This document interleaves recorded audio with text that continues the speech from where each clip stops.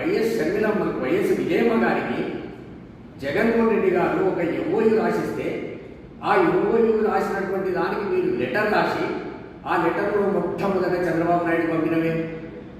ఎక్కడ ఉంది నీ కృతజ్ఞత? జగన్మోహన్ రెడ్డి గారు 2019 నుంచి 2024 వరకు నీవు ఎలక్షన్ అఫిడవిట్ కడపలో డిపాజిట్ రాకుండా ఓడిపోయిన టైం వరకు నీవు అఫిడవిట్లో పెట్టింది జగన్మోహన్ రెడ్డి గారి కుటుంబం.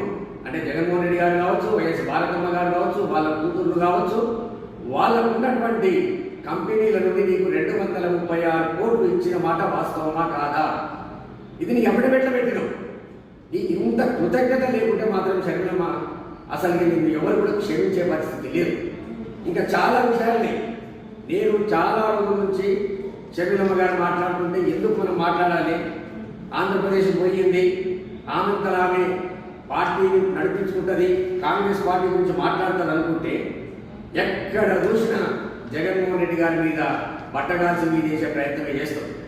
తెలంగాణలో పార్టీ పెట్టి తెలంగాణ ప్రజలకు మోసం చేసి తెలంగాణలో నేను నమ్ముకున్నోళ్లకు కృతజ్ఞత చూపకుండా పర్లేదు, కానీ మీ అన్న చేసినటువంటి సహాయానికి, మీ అన్న ఇచ్చినటువంటి నీకు ఆర్థిక సహాయానికి, మీ అన్నకు నీ మీద ఉన్నటువంటి ప్రేమకు నీకు కృతజ్ఞత ఎక్కడ కూడా లేదు. అసలు ఎక్కడో ఉంటారు శత్రువులు అంటారు కానీ ఎక్కడో ఉండరు. ఇక్కడ సునీతమ్మ రూపకంగా వైఎస్ షర్మిలమ్మ రూపకంగా వైఎస్ఆర్ కుటుంబంలోనే శత్రువులు మొదలైందంటే ఇవాళ చెల్లెళ్ళు అనే మాట ఇచ్చేయడానికి కూడా భయపడేటటువంటి పరిస్థితి మీరు తీసుకొచ్చింది. అందుకు అంత నేను షర్మిలమ్మ గారితో ఇంకా కొన్ని విషయాలు ప్రదర్శిస్తున్నాను.